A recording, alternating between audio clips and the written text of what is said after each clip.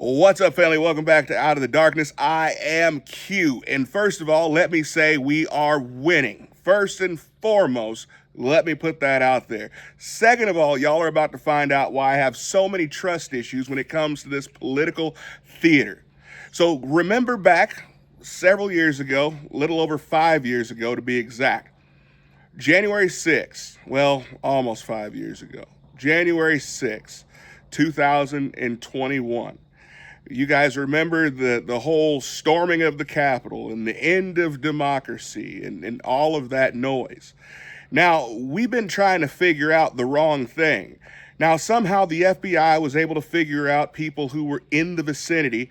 In fact, there were people who were harassed and hauled into jail just for being in D.C. that day that weren't even at the Capitol. But for some reason, the day before was the important day. The day before, January 5th, was the day that there was a pipe bomb that was planted at the RNC headquarters and the DNC headquarters. Now, the question was always, if Kamala Harris was there, if all of these elected officials were there, why wouldn't that be the main story?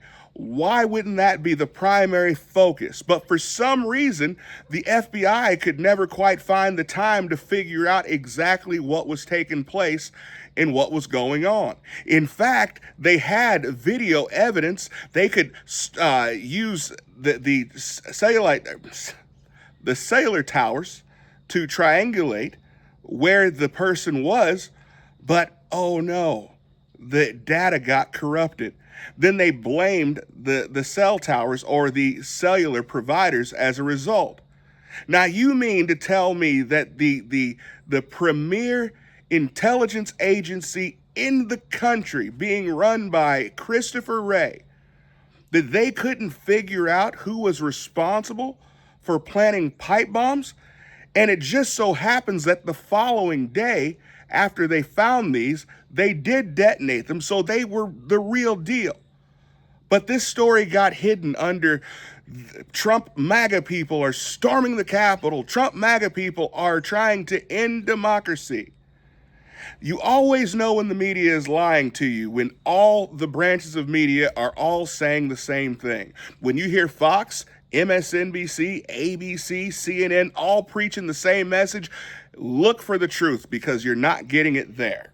You're getting propaganda and you're getting a lie. I've said that for years, and many of you guys have come to agree. So now we find out that this conspiracy goes way deeper than what we could have ever imagined. We now find out that the actual name of the pipe bomb planter was Shawnee Kirchhoff. Now, that name might not seem all that interesting to you, but what Shawnee did is of particular interest.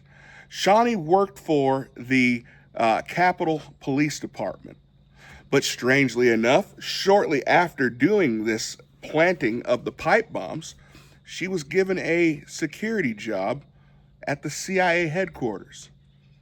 Now let that sink in. Now, the interesting part about it is I've said for years that the break-in of the Capitol was not what shut down the vote on the Senate floor. The pipe bombs are what shut down the vote on the Senate floor. What also seems strange to me, when many of you guys think, and you're being awfully hard on Senator Ted Cruz. Senator Ted Cruz stood up and he contested that the election needed to be sent back down to the states. But then once all the hubbub went by, he cowered and decided to step back and let everything else play out. I don't know that I could ever forgive him for that.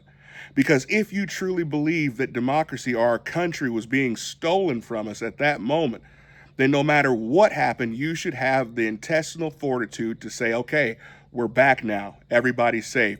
Now let's go ahead and go on with that vote. But he lost courage, or he knew that it was coming. I don't know. I believe that there needs to be an investigation on every single person in the House and the Senate at this point. Let me know what you guys think. Comment below. I'll see you next time.